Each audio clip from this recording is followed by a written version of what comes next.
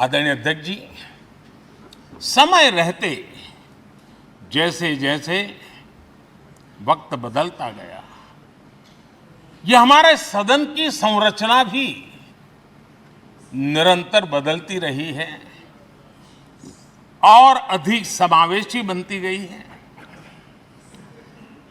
समाज के हर वर्ग का प्रतिनिधि विविधताओं से भरा हुआ इस सदन में नजर आता है। अनेक भाषाएं हैं, अनेक बोलियां हैं, अनेक पहरवेश हैं, अनेक खानपान है। सदन के अंदर सब कुछ है और समाज के सभी तबके के लोग, चाहे वो सामाजिक रचना के हो, चाहे आर्थिक रचना के हो, चाहे गांव या शहर के हो, एक प्रकार से पूर्ण रूप से समावेशी वातावरण सदन में पूरी ताकत के साथ जन सामान्य की इच्छा आकांक्षाओं को प्रकट करता रहा है। दलित हो, पीड़ित हो, आदिवासी हो, पिछड़े हो, महिलाएं हो, हर एक का धीरे धीरे धीरे योगदान बढ़ता चला गया है।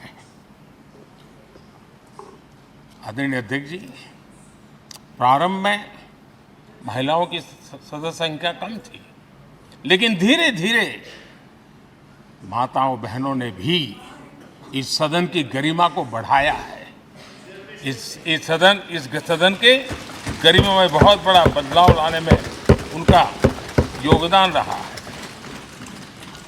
आदरणीय अध्यक्ष जी, प्रारंभ से अब तक एक मोटा हिसाब लगाता था, करीब 7,500 से अधिक जनप्रतिनिधि दोनों सदनों में मिलाकर के योगदान दे चुके हैं। इतने सालों में 7,500 से करीब ज्यादा। इस कालखंड में करीब 600 महिला सांसदों ने भी इस सदन की गरिमा को बढ़ाया है, दोनों सदन में।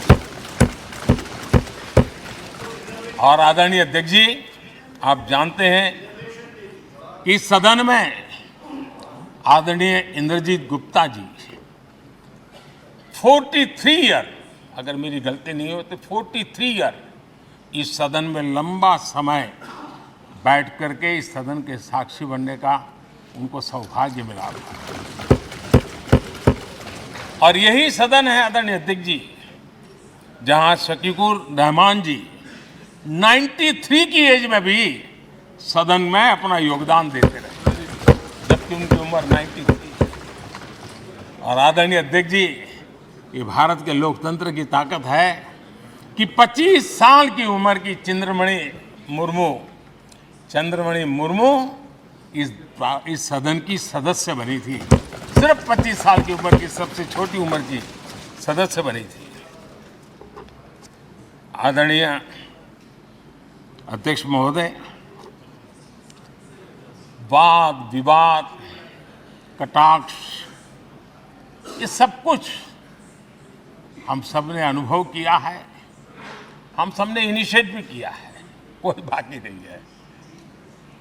लेकिन उसके बावजूद भी शायद जो परिवार भाव हम लोगों के बीच में रहा है, हमारे पहले की पीढ़ियों में भी रहा है, जो लोग प्रचार माध्यमों से हमारे यहाँ का रूप देखते हैं और बाहर निकलते ही हमारा जो अपनापन होता है, परिवार भाव होता है, वो एक अलग ही ऊंचाई पर ले जाता है।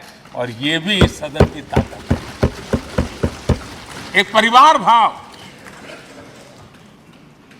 और उसके साथ साथ हम कभी कड़वाहट पाल करके नहीं जाते हैं।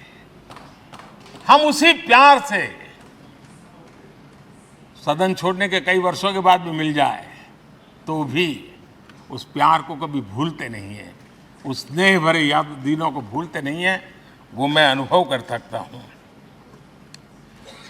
आदरणीय अध्यक्ष जी, हमारे पहले भी और वर्तमान भी हमने कई बार देखा है कि अनेक संकटों के बावजूद भी, अनेक असुविधाओं के बावजूद भी सांसद सदन में आए हैं और उन्होंने शारीरिक पीड़ा भी असह्य हो तो भी सदन में एक सांसद के रूप में, जनप्रतिनिधि के रूप में अपना कर्तव्य निभाया है।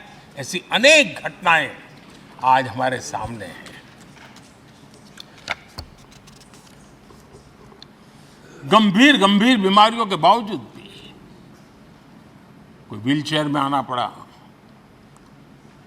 किसी को डॉक्टरों को बाहर खड़े रख करके अंदर आना पड़ता था, लेकिन सभी सांसदों ने कभी न कभी इस प्रकार से अपनी भूमिका निभाई। कोरोना काल हमारे सामने उदाहरण है।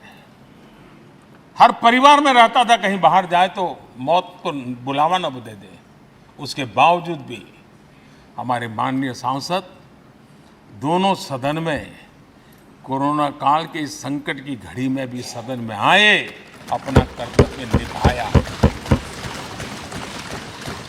हमने राष्ट्र का काम रुकने नहीं दिया। आवश्यकता पड़ी, डिस्टेंस रखना भी था और बार बार टेस्टिंग भी करना पड़ता था। सदन में आते थे लेकिन मास्क पहनना पड़ता था। बैठने की रचना भी अलग अलग की, समय भी बदले गए। हर चीज के साथ राष्ट्र का काम रुकना नहीं चाहिए, इस भाव से सभी सदस्यों ने इस सदन को अपने कर्तव्य का महत्वपूर्ण अंग माना, संसद को चलाए रखा।